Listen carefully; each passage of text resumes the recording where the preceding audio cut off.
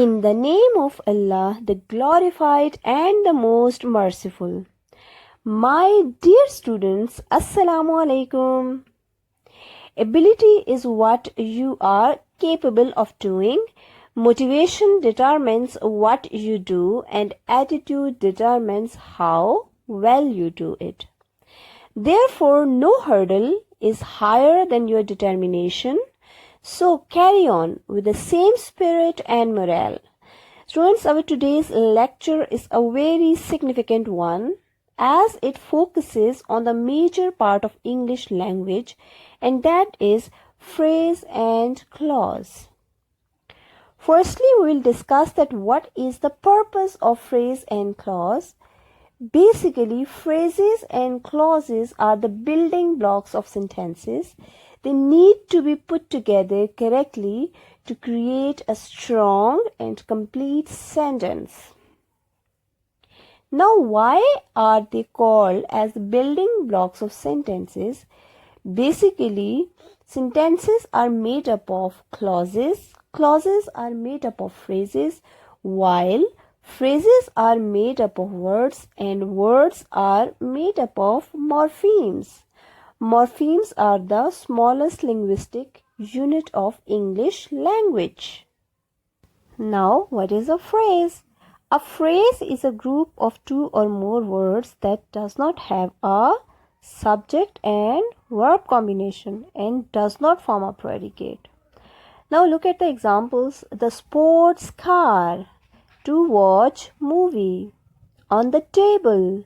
All these three examples are lacking in subject and verb. So they are not having any sense and they cannot stand alone without any clause. Essentially, a phrase provides some sort of additional information or provides more context to the sentences you write. Now, I have told you in previous slide that phrase is without subject and predicate. So question arises in your mind that what is a subject and what is a predicate?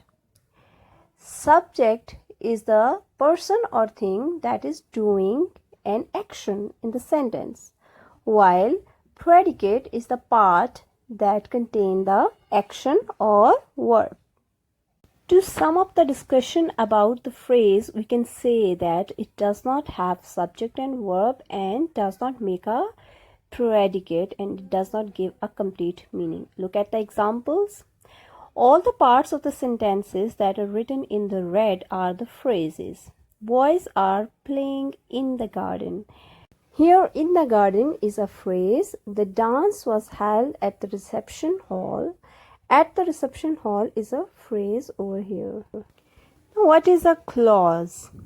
Clause is a unit of grammatical organization that is smaller than a sentence but larger than a phrase. It is also a group of words. But what is the difference between phrase and clause? That it has subject and verb combination and it has the complete meaning in itself.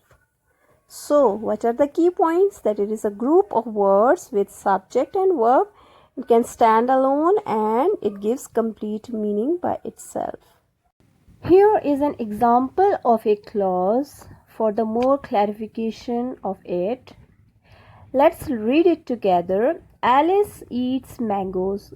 Alice is a subject, is a doer in the sentence, while eat is a verb and mangoes is a noun. Eats and mangoes both combine together to form a predicate. It means this sentence is having subject and verb both. It means it is a clause. As you can see in the picture below, that is showing the difference between phrase and clause with the help of an example. My best friend. This group of words is not having any subject and verb, so it is a phrase. While when we add John with it, John is my best friend. John is a subject, so it is giving a complete sense. It means it is a clause. Further, we are going to discuss different types of clause. They are either dependent clause or independent clause. Independent clause is independent. It is complete in itself and it does not require anything else to complete itself. On the other hand, dependent clause is totally dependent and it needs something else to complete itself. Look at the example of dependent clause. When I came home. Then what happened? It is not a complete sentence. To complete this sentence, we have to add independent clause with it. Like, when I came home, you were in the party. Now you can see that you were in the party is a independent clause and it is a complete sentence in itself.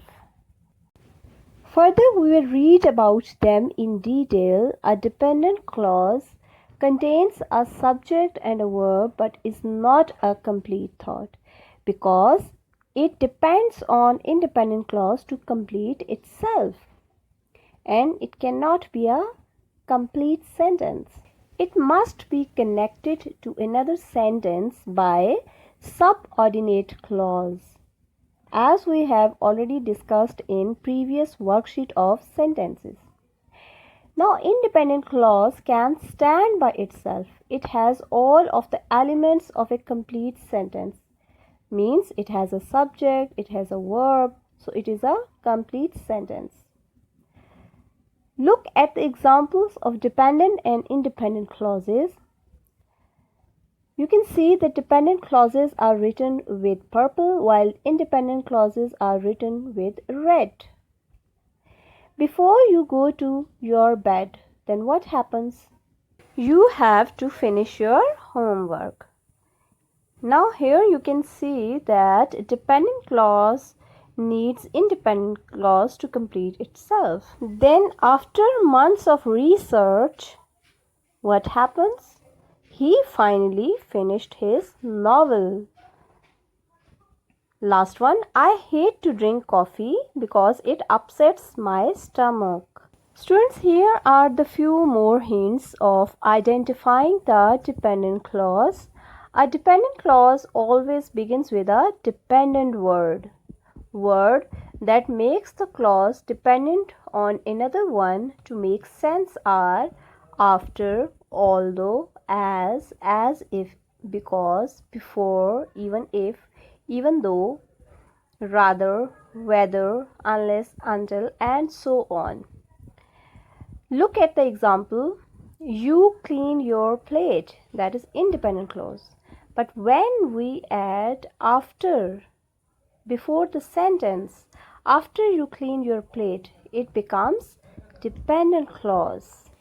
So in order to make it a complete sensible sentence, we add independent clause before that. You can have an ice cream after you clean your plate. Students, at the end of today's lecture, let's get the key takeaways of today's lesson. Phrases versus clauses. Phrases do not contain a subject and predicate, while clauses contain a subject and a predicate. That is a clear-cut difference between phrase and clause. Phrases cannot convey a complete thought. On the contrary, clauses can sometimes convey a complete thought. And the last but not the least, phrases cannot stand alone, while independent clauses can stand alone.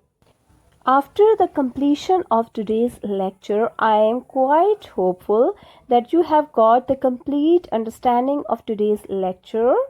So, watch the task carefully, go through the worksheet carefully and understand all the points well. Do the written task in your workbook with the help of PDF. Learn definitions of phrase and clause with the help of examples and learn all the activities as well. Good luck.